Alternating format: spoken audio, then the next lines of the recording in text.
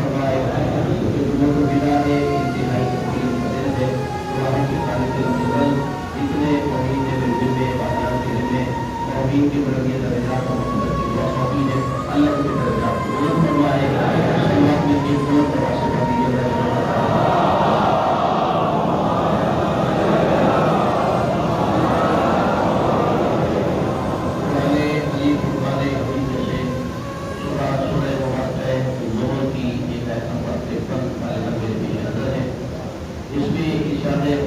ہے کہ قل میرے حبیب آپ سے کہہ دو یا عبادی الذین اسرفوا علی انفسہم، میرے وہ بندے کہ جنہوں نے اپنے اوپر اسراف کیا ہے، اپنے اوپر ظلم کیا ہے، اپنے اوپر زیادتی کی ہے.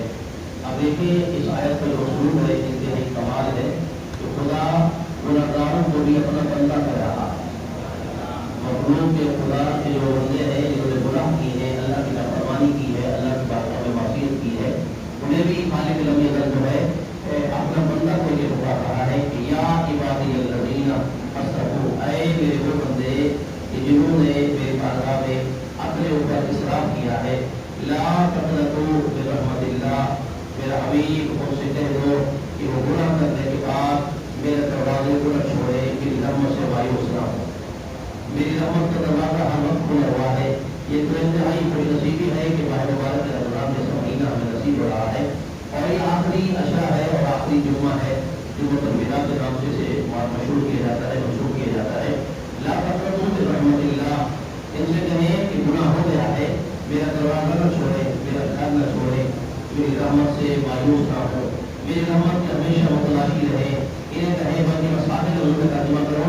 خدا کہہ رہا ہے ان سے کہو کہ ذرا مانگنے کا ڈھنگ سیکھو، میں تمہیں عطا ہر وقت کر رہا ہوں. تو یہ دیکھیں کہ اللہ سبحانہ علام سے لا تقنطوا من رحمت اللہ، اللہ کی رحمت سے مایوس نہیں ہونا. امام جعفر صادق علیہ السلام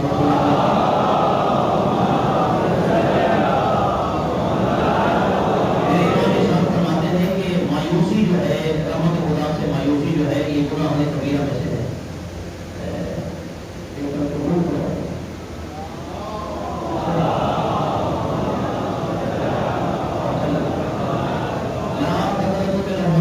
اللہ کی رحمت سے جو ہے انسان کو مایوس نہیں ہونا چاہیے. یعنی انسان ہمیشہ اللہ کی رحمت کو متلاشی رہے. پھر اللہ نے جہاں یہ کہا کہ میری رحمت سے، ہم کو کہتے ہیں رحمت سے بڑا عام چیز ہے، بخشش نہیں ہے، مغفرت نہیں ہے، اللہ کی بارگاہ سے گناہ کی پر چھٹکارا نہیں ہے. ان اللہ یغفر الذنوب جميعا، اللہ کہتا ہے کہ جب آپ میری رحمت کے سائے تلے آ گئے تو سارے گناہوں کی معافی جانے میں تعینات کر آ گیا. یہ خداوند عالم ہمیں ہر صورت معاف کرنا چاہ رہا ہے. خداوند عالم کی ذات جو ہے وہ ہمیشہ اپنے بندے کو معاف کر رہی ہے. قرآن یہ کوئی مثال دیا کرتا تھا کہ جو علماء نے علامہ حجت پر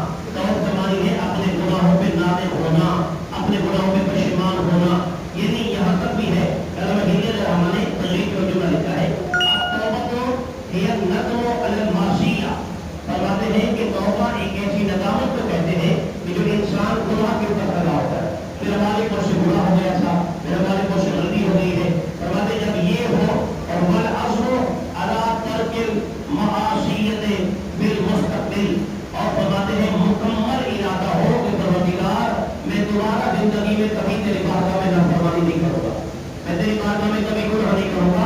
اگر اس نیت سے آپ یہ کرتے ہیں حضرت علی بن ابی طالب علیہ السلام